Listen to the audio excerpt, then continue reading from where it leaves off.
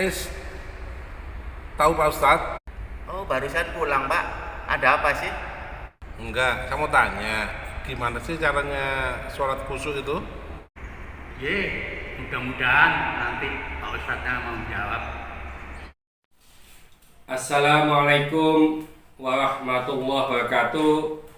Salam jumpa dengan Wong Santun. Kali ini saya ingin membahas kiat sholat khusyuk bagi orang awam, supaya kita bisa lebih mudah untuk mencapai kekhusyuan dalam sholat. Maka kita perlu persiapan-persiapan. Nah, persiapan diantaranya adalah satu, persiapan batin. Apa sih persiapan batin itu? Apa saja? Hindari banyak berbuat maksiat. Hindari makanan yang syubhat, apalagi yang haram. Pakailah pakaian yang paling halal menurut kita. Dan tidak lupa selalu mohon kepada Allah supaya diberi kemampuan untuk melaksanakan sholat dengan khusyuk. Inilah persiapan batin. Yang kedua adalah persiapan dohir.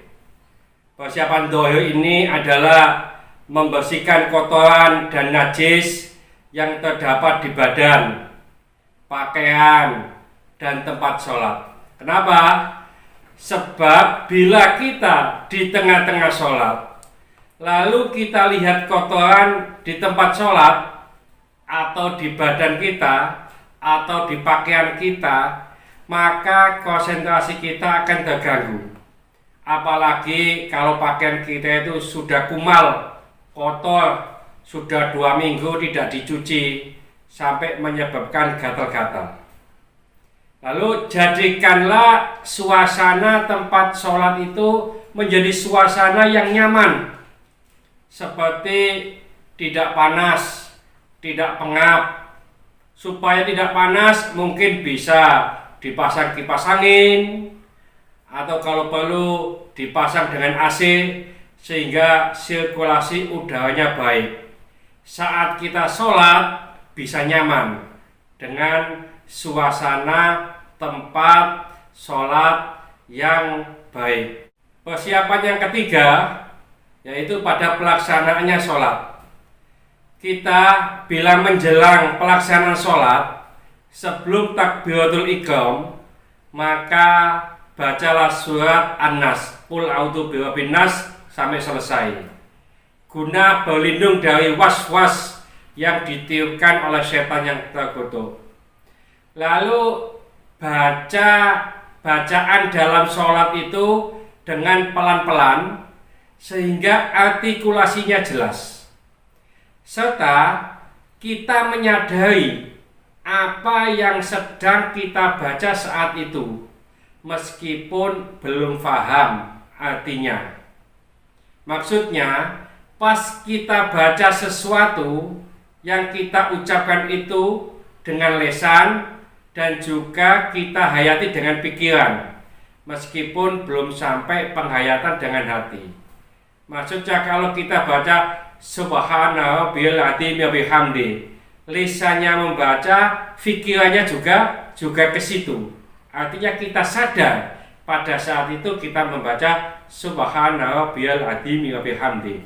Sebab tidak sedikit orang itu setelah salam dia tidak ingat apakah sudah baca Fatihah atau belum, atau surat apa yang tadi dibaca, karena lisan dan pikirannya tidak menyatu, apalagi hatinya. Setiap pikiran kita keluar dari bacaan yang kita baca, maka harusnya secepat itu pula kita masukkan pikiran kita ke dalam bacaan itu. Terakhir, bila kita sudah istiqomah dengan apa yang kita lakukan di atas, maka perlu kita satukan lisan, pikiran, dan hati kita, sehingga kita dapat menghadirkan hati kita dalam sholat. Jadi ini adalah trik untuk supaya kita bisa sholat khusyuk, khususnya bagi orang awam. Artinya pokoknya kita itu apa yang kita baca dengan lisan, maka pikiran kita di situ. Jangan sampai pikiran kita di tempat yang lain. Kalau itu sudah kita lakukan, insya Allah kita akan mudah selanjutnya untuk bisa sholat dengan khusyuk. Mudah-mudahan sedikit ini dibarengi hidayah oleh Allah SWT. Mudah-mudahan bermanfaat bagi kita semuanya. Sampai jumpa di video akan datang. Akhir kalam, assalamualaikum warahmatullahi wabarakatuh. Salam Bang Santun.